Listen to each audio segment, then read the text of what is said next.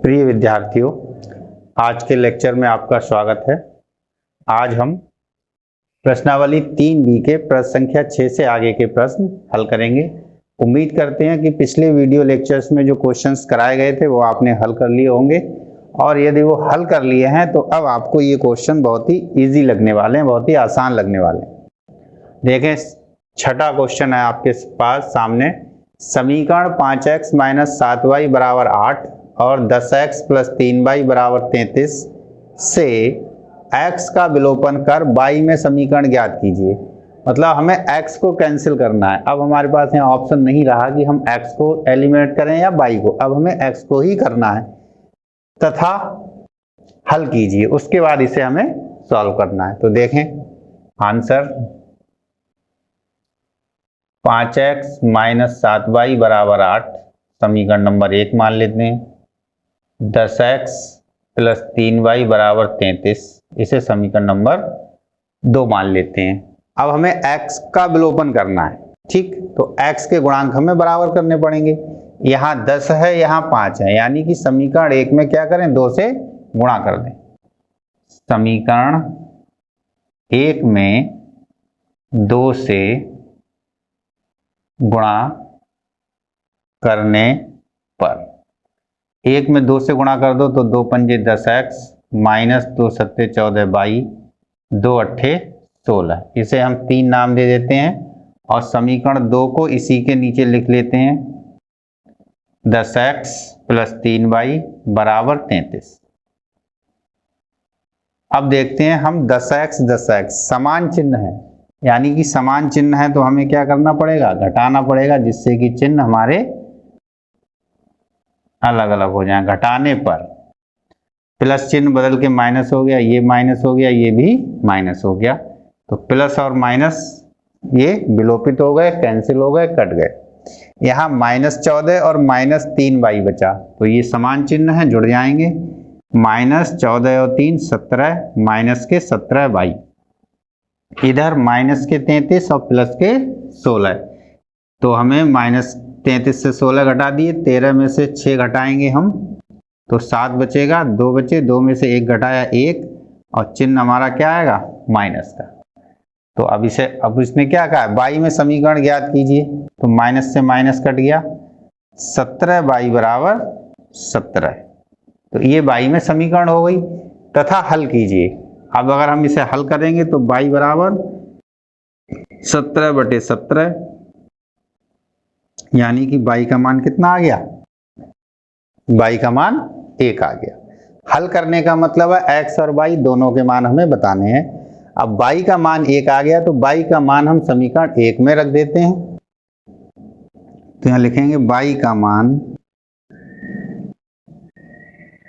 समीकरण 1 में रखने पर,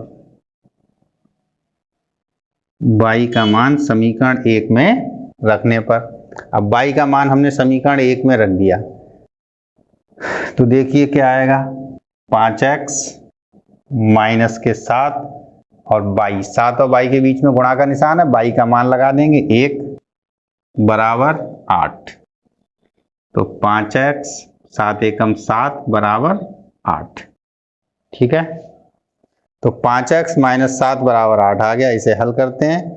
-7 को इधर ले जाएंगे तो माइनस के 7 इधर जाने पे काय के हो जाएंगे, प्लस के हो जाएंगे, यानी कि 5x = 8 इधर है, माइनस के 7 और चले गए, 8 प्लस के 7, तो 5x = 8 और 7 15, x = 15/5, 5 एकम 5, 5 तियां 15, 5 बटे में क्यों आ गया, क्योंकि x के साथ गुणा में है, इसलिए गुणा वाली चीज भाग में चली जाती है पक्षांतर में। तो x = 3, अतः x = 3 और y = 1। ये हमारा यहाँ पर इसका आंसर हो गया, ठीक। बहुत ही सरल सा सवाल था और उसने सारी चीजें हमें लिख के दे दी कि हमें कैसे करके क्या करना है। यदि नहीं लिख के देता तो हम y को भी एलिमिनेट या y को भी हम विलोपित कर सकते थे। अब देखते हैं अगला क्वेश्चन। देखें प्रश्न संख्या 7। समझिए प्रश्न को। समीकरण ax प्लस by बराबर 2 और bx प्लस ay बराबर 3 में से y को विलुप्त कीजिए। हमें सिर्फ y को विलुप्त करना है, तो इसके आंसर में हम क्या करते हैं, ax प्लस by बराबर 2, इसे समीकरण नंबर 1 मान लेते हैं, और bx प्लस ay बराबर 3, ये समीकरण नंबर 2। अब y को विलुप्त करना है, यानी y के गुणांक हमें बराबर करने होंगे। यहाँ पर y का गुणांक b है, यहाँ पर y का गुणांक a है, तो क्या कर सकते हैं, समीकरण 1 में हम a से गुणा करा दें, यानी समीकरण 1 के y के गुणांक से समीकरण 2 में गुणा करा दें, और समीकरण 2 के y के गुणांक से समीकरण 1 में गुणा करा दें। यहाँ a से गुणा कराएंगे तो a b हो जाएगा, यहाँ b से गुणा कराएंगे तो a b हो जाएगा, यानी कि रिजल्ट हमारा क्या निकल के आएगा, समीकरण 1 में a से एवं समीकरण 2 में b से गुणा कराने पर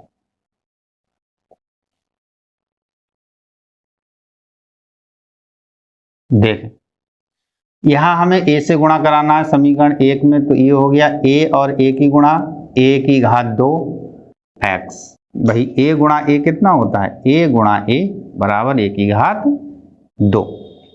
यहाँ a की गुणा करानी है b से, तो लिखेंगे a b बाई, यहाँ a से गुणा करानी है तो ये हो गया 2a, समीकरण नंबर 3 नाम दे दिया। यहाँ पर b से गुणा करानी है तो ये हो गया b की घात 2x, b गुणा b बराबर b की घात 2, प्लस यहाँ b से गुणा करानी है तो a गुणा b हो गया ab बाई बराबर 3b, समीकरण नंबर 4। देखें y के गुणांक हमारे ab और ab बराबर हो गए y के गुणांक। अब y के गुणांकों में चिन्ह हमारा समान है, समान चिन्ह क्या होंगे, जुड़ेंगे कटेंगे नहीं, अर्थात हम इन्हें घटा देंगे, तो अब हमारे चिन्ह बदल जाएंगे। घटाने पर क्या होगा, ये माइनस हो गया, ये भी माइनस हो गया और ये भी माइनस हो गया, यानी सभी के चिन्ह बदल गए। अब इसके चिन्ह देखेंगे, इसका प्लस है और इसका माइनस है, अलग अलग चिन्ह है, ये विलुप्त हो गए, काट दिए, कैंसिल हो गए। यहाँ देखें अलग अलग चिन्ह यानी घटेंगे, a स्क्वायर एक्स में से b स्क्वायर एक्स घट जाएगा, a square x minus b square x, यानी a की घात 2x माइनस b की घात 2x बराबर, इधर 2a में से 3b घट गए। ठीक है, ये आ गया। यहां से देखो x को, अब ये आपका विलुप्त हो गया, लेकिन x को हम यहां से कॉमन ले सकते हैं। x को अगर हम बाहर निकाल लें तो इधर क्या बचेगा, a की घात 2 माइनस b की घात 2 बराबर 2a माइनस 3b, यही हमारा आंसर हो जाएगा।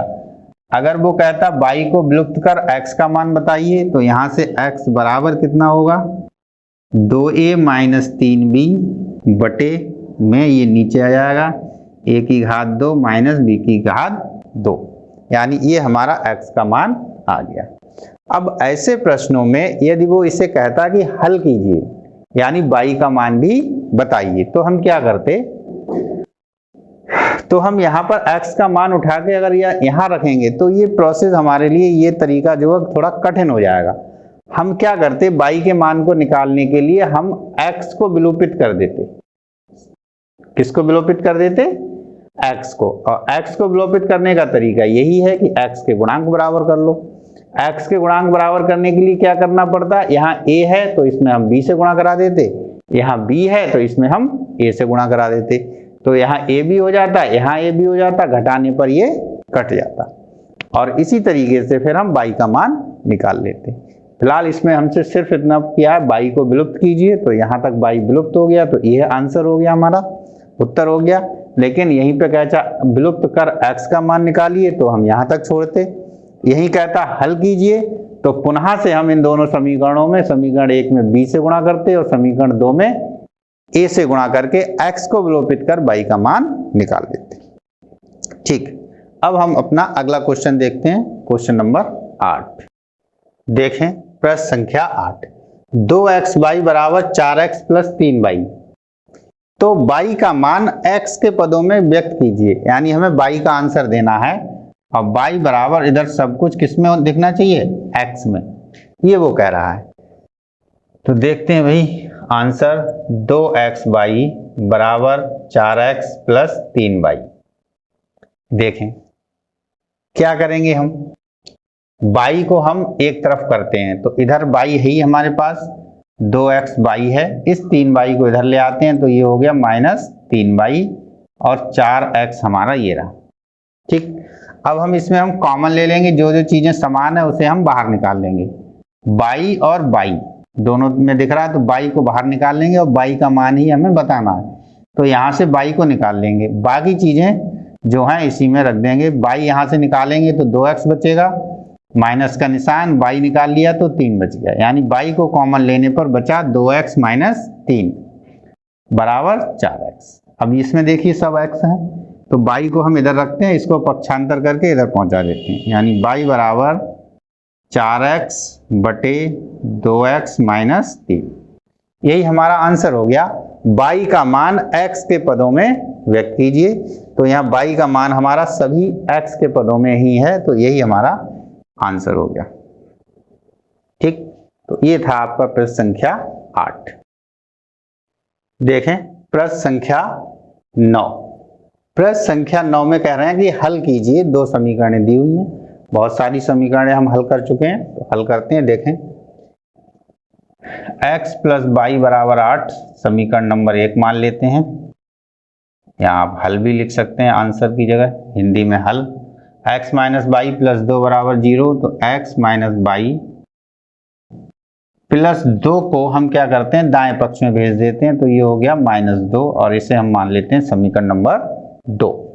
ठीक, समीकरण 1 और समीकरण 2।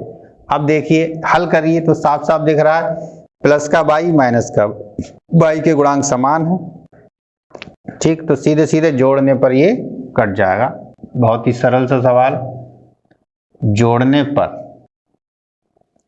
y से y कैंसिल हो गए, क्या बचा 2x बराबर, इन्हें जोड़ेंगे तो 8 और -2 यानी 8 में से 2 घट जाएंगे, कितना बचेगा 6, तो x बराबर 6 बटे 2, 2 एकम 2, 2 तियां 6, यानी x बराबर 3। x बराबर 3 आ गया। अब x का मान किसी समीकरण में रख दो, समीकरण 1 से या समीकरण 1 में x का मान रखने पर, तो यहाँ x प्लस वाई बराबर 8 है, x का मान आ गया 3, मान लगा दिया, तो y बराबर 8 इधर है, 3 इधर ले गए, प्लस के 3 है, 3 से पहले कोई चिन्ह नहीं है तो प्लस का, 3 को इधर ले जाएंगे तो माइनस के 3 हो गए, 8 में से 3 घटा दिए तो 5, यानी y बराबर 5। अतः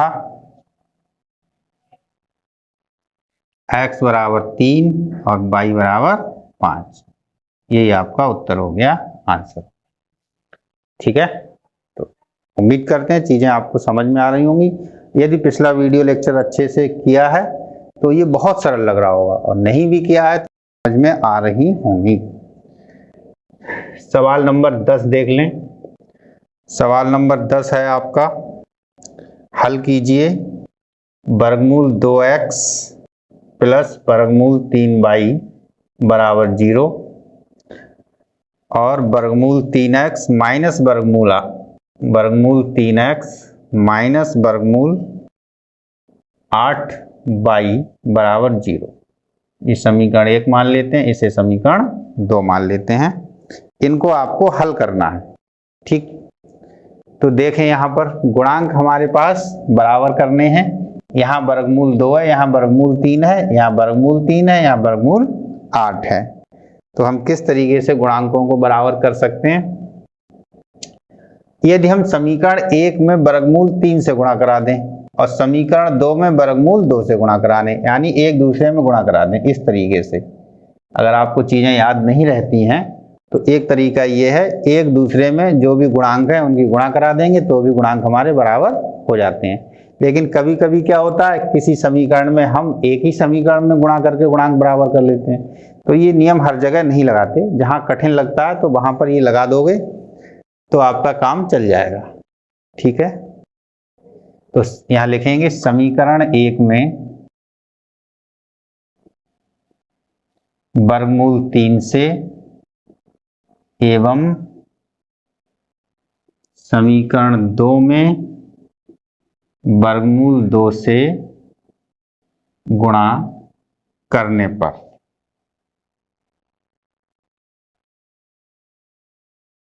तो देखें वर्गमूल 2 और वर्गमूल 3 की गुणा कितनी होगी, 3 दूनी 6 और वर्गमूल। ठीक, तो यहाँ हमने वर्गमूल 3 से गुणा कराया तो ये हो गया वर्गमूल 6x। यहाँ वर्गमूल 3 से गुणा कराएंगे तो वर्गमूल 3 गुणा वर्गमूल 3, ये क्या हो गया वर्गमूल 9, और 9 का वर्गमूल कितना होता है 3। तो यहाँ हमारा हो गया 3y बराबर 0, समीकरण नंबर 3। यहाँ वर्गमूल 2 से गुणा कराएंगे और वर्गमूल 3 पहले से है, यानी वर्गमूल 3 में वर्गमूल 2 की गुणा करानी है तो वर्गमूल 6 आ जाएगा। तो ये हो गया हमारा वर्गमूल 6x प्लस यहाँ वर्गमूल 3 से गुणा करानी है तो जो वर्गमूल 8 है इसे हम क्या लिख सकते हैं, वर्गमूल 4 गुणा 2, यानी 4 का वर्गमूल 2 बाहर हो गया, ये वर्गमूल 2 हो गया। अब वर्गमूल 8 की और वर्गमूल 3 की गुणा जब हम कराएंगे तो वर्गमूल 8 को क्या लिख सकते हैं, 2 गुणा 2 वर्गमूल 2 और वर्गमूल 3, तो ये हो गया वर्गमूल 3 और वर्गमूल 2, ये हो गया वर्गमूल 6, यानी 2 वर्गमूल 6। ठीक, इस तरीके से समझ लो।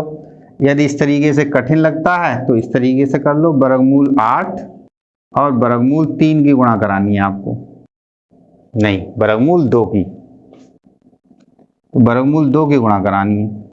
यहाँ तो गलत कर दिया हमने, समीकरण 1 में वर्गमूल 3 से और समीकरण 2 में वर्गमूल 2 से, हाँ तो ये गलत हो गया। वर्गमूल 8 में जो है हमें वर्गमूल 2 से गुणा करानी है, हमने 3 से करा दी। देखें वर्गमूल 8 गुणा वर्गमूल 2, गुणा कराई तो 8 दूनी 16, वर्गमूल 16 हो गए, और 16 का वर्गमूल कितना होता है, 4 चौक 16, 4 गुणा 4 हो गया, वर्गमूल में जोड़ा बन गया तो यही वर्गमूल हो गया, यानी 16 का वर्गमूल कितना आ गया 4, यानी यहाँ हमारा कितना हो जाएगा 4y बराबर 0, चिन्ह हमारा माइनस का है तो माइनस का रहेगा, ये समीकरण नंबर हो गई 4। अब देखो यहाँ चिन्ह क्या है, दोनों प्लस, यानी घटाने पर माइनस और ये हो गए प्लस, ये कट गए, ये जुड़ गए 4 और 3 7, 7y बराबर 0, यानी कि y बराबर 0, y बराबर 0/7 आएगा, 7 बटे में आएगा तो 0 को किसी संख्या से भाग करते हैं तो 0 ही आता है, तो y का मान हमारा कितना आ गया, y बराबर 0। अब y का मान कहीं रख लीजिए समीकरण 1 में, यहाँ कहिए समीकरण 1 से वर्गमूल 2x प्लस वर्गमूल 3y बराबर 0, तो वर्गमूल 2x वर्गमूल 3 गुणा 0, किसी भी संख्या की 0 से गुणा करते हैं चाहे वो वर्गमूल में हो अथवा वर्गमूल में ना हो तो गुणनफल हमेशा 0 आता है। ठीक, किसी भी संख्या की 0 से गुणा करते हैं तो गुणनफल 0 आता है, तो ये हो गया वर्गमूल 2x, ये पूरा क्या पद क्या हो गया 0, और 0 को इसमें जोड़ेंगे हम तो क्या मिलेगा, वही संख्या मिलेगी जोड़ने पर, यानी वर्गमूल 2x बराबर 0। अब क्या होगा, x बराबर 0 के बटे में जाएगा वर्गमूल। ठीक,